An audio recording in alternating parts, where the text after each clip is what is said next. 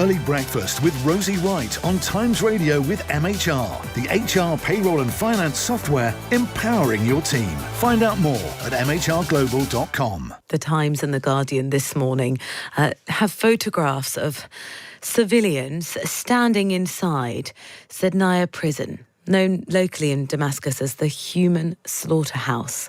There are people holding up blood-stained ropes that have been tied into nooses as people desperately, queued to try and get inside the prison to try and find any news of loved ones who'd been tortured, killed, jailed.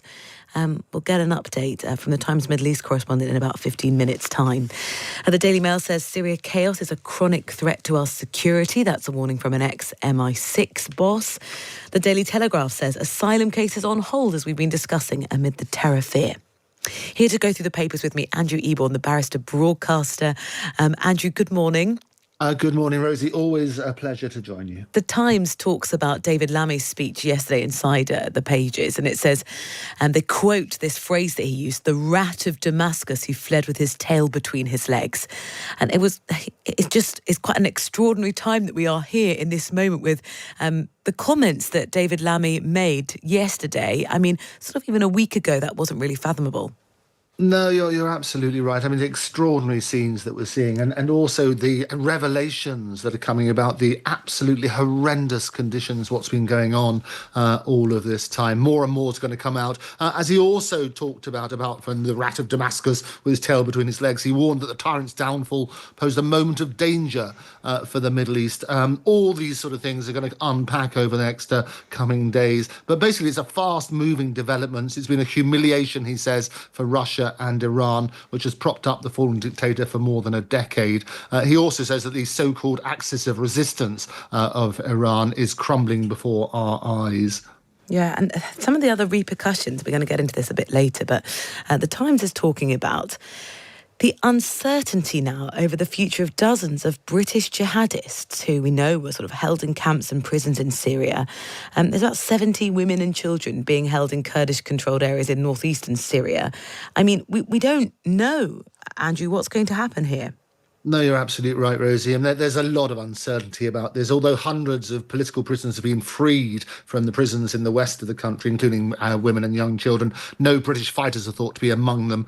So around 20 women and 10 men and 40 children, basically they're being held by Kurdish forces with the backing of the United States. We need to look at this. There's also questions about HTS, the rebellion that created the volatile situation. It's going to have an impact on under control of those sort of groups and whether they're going to be reclassified because they've been a designated terrorist organisation. All of these things are going to unpack.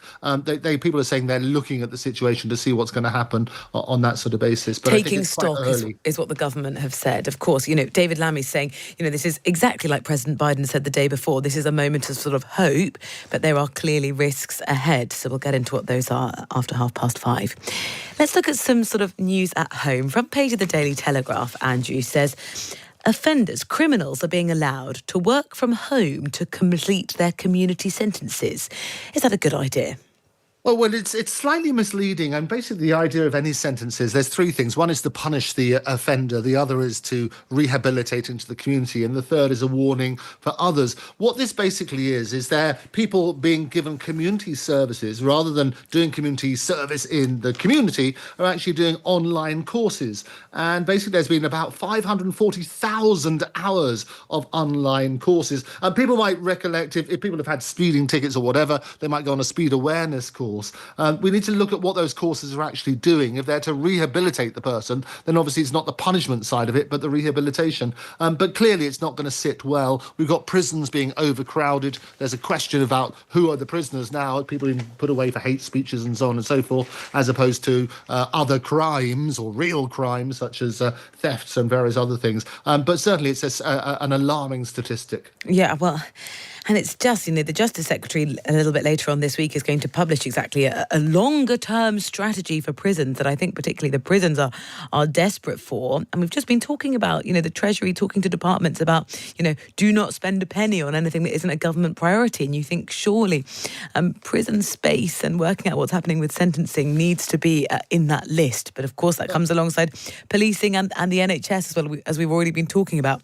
What about travel? Because many of the papers are talking about this morning. British travellers are paying the priciest rail fares in Europe. It's absolutely appalling. We often talk about it here. GWAR fares, for example, were 2.5 times more expensive than the average operator in the EU and Switzerland. It was cheaper for me to fly to Salzburg than it was for me to go down to Brighton for the day. It's an absolute nonsense. We need to look at this. People deserve better for their travel. And for us to be the priciest rail fares in Europe is really alarming, and something needs to be done about it. I think it's just embarrassing, really, that we can't. And they don't work as well. I mean, I lived in France for 2 years. I had never, ever.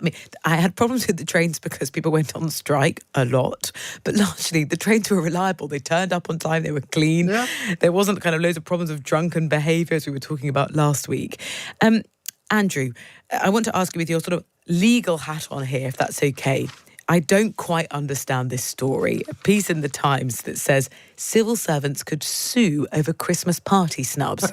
What do you need to consider? If you're hosting a Christmas party this year, what do you need to think about in your invite list?